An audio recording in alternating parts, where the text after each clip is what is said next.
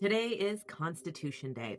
It is on this day in 1787 when the United States Constitution was signed. And one of the most interesting and little known stories about the signing of the Constitution isn't about the founding fathers themselves, but about the guy who actually wrote it out in the first place.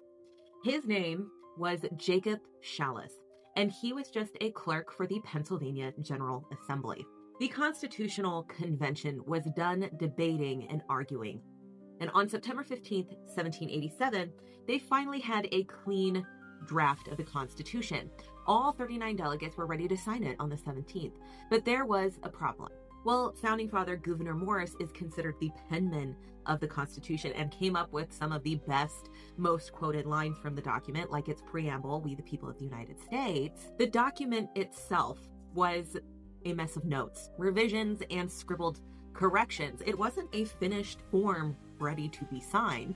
So they gave the rough draft to Shallus and asked him to engross it, which meant to write it out in a clean, final version on parchment. It was a massive job, and he only had 2 days to do it. Shallus wrote feverishly for 2 days, using his finest penmanship. He had to copy the entire document perfectly with no errors or smudges so that the founders could sign their names to it. And on the morning of September 17th, he delivered the finished, beautifully written parchment to the Pennsylvania State House. Now, for his monumental work, the Assembly paid him the grand sum of $30, which translates to about $800 in today's money.